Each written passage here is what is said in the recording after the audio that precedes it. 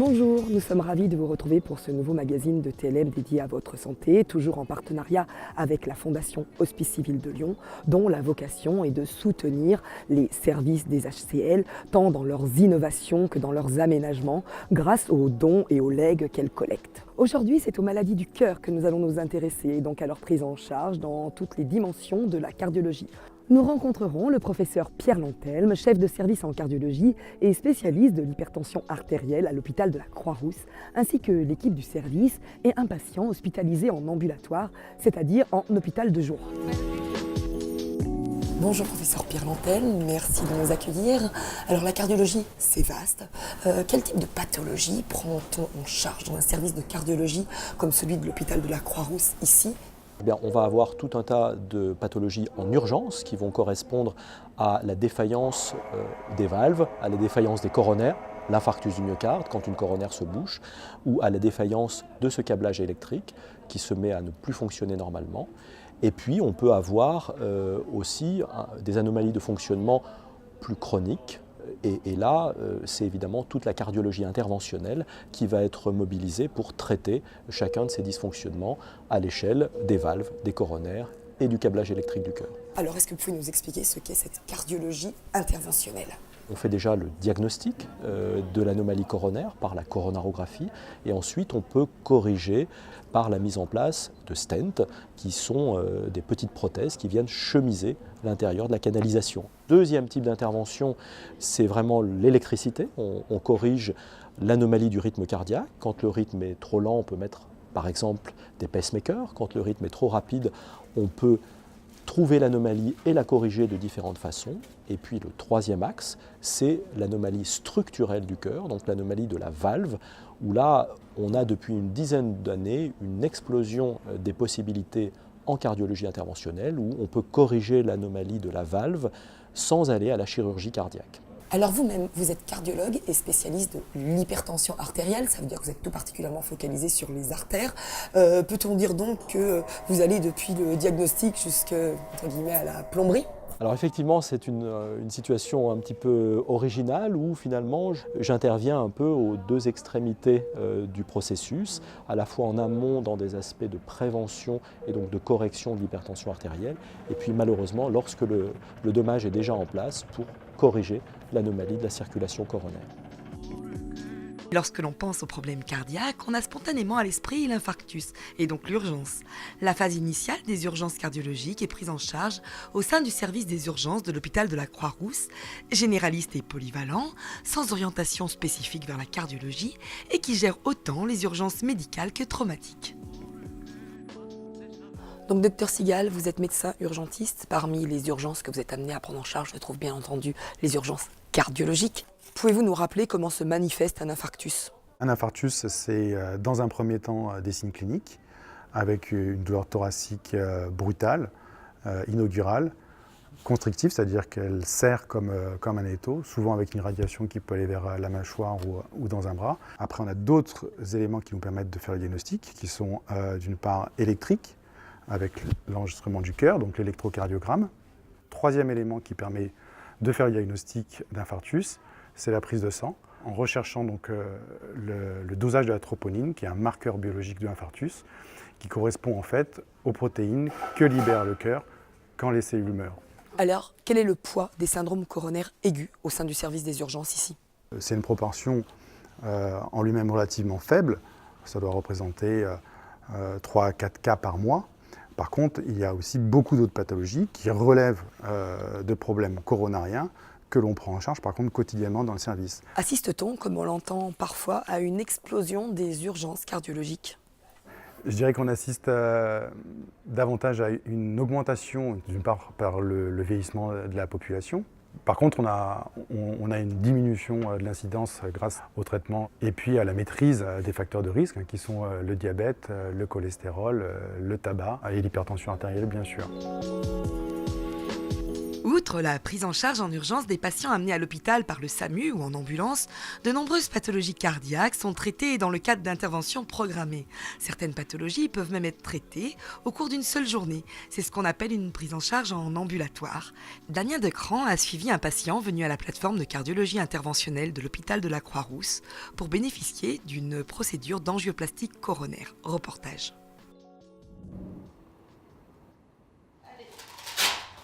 Attention.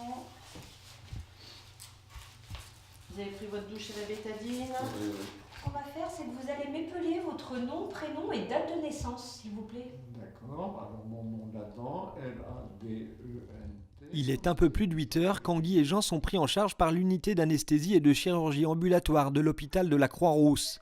Ces deux patients vont l'un après l'autre subir une intervention cardiaque. C'est la première fois qu'on procède de cette manière ambulatoire. Les 3 fois précédentes, je suis resté presque 3 jours à l'hôpital. J'entrais un jour, on m'opérait le lendemain et je sortais le 3e jour. Je crois avoir 6 ou 8 stents. Et on pourrait m'en mettre 10, ça n'a pas d'importance. C'est bénin, quoi. C'est pas effrayant du tout. On a l'impression, bien sûr, au début, comme on dit, on s'habitue à tout. C'est pas grand, bien sûr. Mais là, j'ai plus l'appréhension. Bonjour Monsieur Briand. Docteur, en forme? Bah oui. Dans quelques minutes, ils rejoindront le bloc opératoire. C'est le docteur Cyril Besnard qui va prendre en charge les 2 procédures d'angioplastie coronaire. Il s'agit de coronarographie et d'angioplastie ambulatoire qui consiste à aller regarder les artères du cœur, qui s'appellent les artères coronaires, et éventuellement à les réparer par la mise en place de stents. C'est Guy, le premier à passer entre les mains du docteur Besnard. Une simple anesthésie locale va lui permettre d'interagir durant toute la durée de l'intervention. Voilà. Ouais. On traite avec des ballons qui vont progressivement écarter les parois du vaisseau pour restaurer un calibre artériel normal. Et généralement, on applique également un ballon un peu spécial qui est recouvert d'un produit qui améliore la cicatrisation du vaisseau pour éviter que cette resténose, c'est-à-dire ce nouveau rétrécissement, ne récidive. Je sens rien, c'est cool. Même opération pour Jean quelques minutes plus tard, avec cette fois-ci la pose d'un stent, un dispositif métallique qui va permettre de maintenir l'artère ouverte. 40 minutes plus tard, c'est dans sa chambre que nous retrouvons Jean. Comme pour Guy, tout s'est parfaitement déroulé. Après une après-midi en observation, ils pourront rejoindre leur domicile, presque tout neuf. Ils quitteront le service après moins de 12 heures d'hospitalisation. Une infirmière prendra dès le lendemain des nouvelles de leur état de santé, puis leur quotidien reprendra son cours. C'est alors leurs cardiologues et médecins traitants qui assureront leur suivi si besoin. Le traitement en ambulatoire est de plus en plus publicité pour de nombreuses pathologies qui ne nécessitent pas un séjour de plusieurs jours à l'hôpital. Ces avantages sont multiples, autant en termes de confort du patient que d'économie de la santé. Alors Christophe Recka, quelle économie génère ce mode de prise en charge pour les hospices civils de Lyon ? Alors, la prise en charge en hospitalisation d'achat ou de chirurgie ambulatoire permet aux hospices civils de Lyon, comme à la sécurité sociale, effectivement d'avoir des économies de structure qui peuvent être évaluées à 25-30% par rapport à une hospitalisation conventionnelle. Donc le choix de l'ambulatoire ne répond pas seulement à des exigences économiques. Quel est le bénéfice pour le patient ?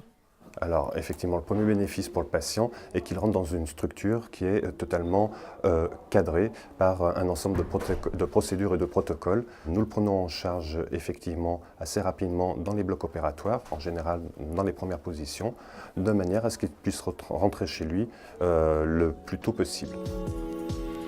La prise en charge des patients en cardiologie est en pleine évolution, en mutation, notamment avec des technologies et des moyens techniques qui ne cessent d'évoluer.